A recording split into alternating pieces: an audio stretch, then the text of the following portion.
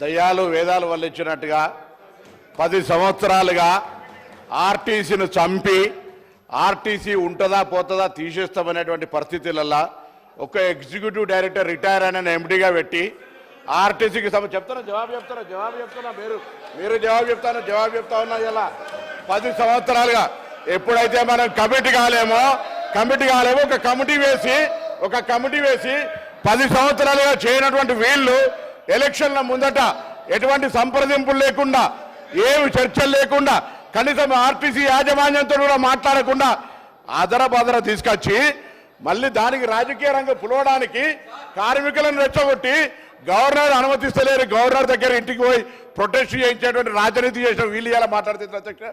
RTC కార్మికులకు సంబంధించి గౌరవ సభ్యులు అడిగినట్టుగా ఆన్సర్ చెప్తున్నా ఒప్పుకోండి. అదేవిధంగా ఈరోజు తప్పకుండా సార్ అసలు వీళ్ళు కార్మిక సంస్థలు రద్దు చేసి ఇవాళ యూనియన్లకు సంబంధించినటువంటి వీళ్ళు మాట్లాడుతూ ఉన్నారు. ఇలా పునరుద్ధరణ గురించి వాళ్ళకి ఏమక్కుంది, ఎవరు రద్దు చేసినారు, ఎందుకు రద్దు చేసినారో ముందు మీరు ఆ కార్మికులకు క్షమాపణ చెప్పి ముందు అడగండి ఒక్కసారి. మీరు యూనియన్లు రద్దు చేసి మీరు ఆర్టీసీ గౌరవ అధ్యక్షులు మీరు మీ కుటుంబ సభ్యులు ఉండి వాళ్ళు అన్నమో రామచంద్ర అంటుంటే కూడా చచ్చిపోతే కూడా 50 రోజులు సమ్మె పట్టించుకొని మీరు ఒక్క బస్సు కొనే అధ్యక్ష 10 సంవత్సరాలుగా గౌరవ ముఖ్యమంత్రి గారు మా ప్రభుత్వం వచ్చిన తర్వాత బరాబర్గా ప్రభుత్వం బస్సులు కొన్నది. అంతేకాదు 2013 నుంచి పెండింగ్ లో ఉన్నటువంటి 280 కోట్ల బకాయిలను మేము బాండ్ రూపంలో ఉంటే ఇచ్చిన 80 కోట్లు పేమెంట్ అయింది. ఆన్లైన్ లో యాజమాన్యం ఇతర అవసరాల గురించి కలుగుతా ఉంది. ఇంకొక మాట అడిగినారు అధ్యక్ష, మేము ఎన్నడూ మా ప్రభుత్వం వచ్చిన తర్వాత కార్మికులకు సంబంధించిన పిఎఫ్ కావచ్చు కోఆపరేటివ్ సెస్ ₹1 ముట్టలే.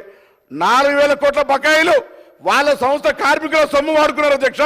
ఇవాళ ఆర్టీసీ 7,000 కోట్ల అప్పులతోటి మాకు అప్పచెప్పితే ఈరోజు ప్రభుత్వం మహాలక్ష్మి పథకం కింద నెలకు 300 కోట్లు ఇచ్చారు అధ్యక్ష. ఇప్పటికే 70 కోట్ల మంది మహిళలు ప్రయాణం చేస్తే అధ్యక్ష 2,400 కోట్ల రూపాయలు ఆ మహిళల పేరు మీద వచ్చినటువంటి సొమ్మును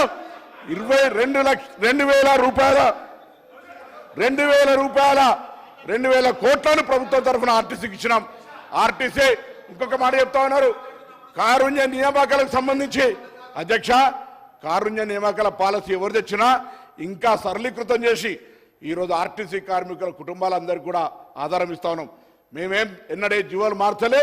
తప్పకుండా ఆర్టీసీ కార్మికుల కుటుంబాల నుంచి చనిపోయిన వాళ్ళతో పాటుగా ఆరోగ్యం బాగలేనటువంటి వాళ్ళకు కూడా వాళ్ళ పిల్లలకు ఉద్యోగాలనే పాలసీ తీసుకొచ్చాం అధ్యక్ష. ఆర్టీసీ తార్నాక హాస్పిటల్ని కూడా ఇవ్వాలనే మొన్ననే ఎంఆర్ఐతో పాటుగా సిటీ స్కాన్ తీసుకొచ్చి ఖ్యాతి ల్యాబ్ దాకా అభివృద్ధి చేసి ఆర్టీసీ కార్మికులతో పాటుగా అనేకం తీసుకుపోయే ప్రయత్నం చేస్తాను అధ్యక్ష.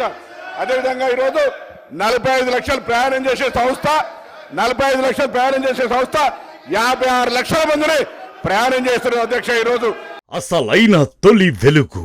ఫాలో వాట్సాప్ @తొలి వెలుగు official.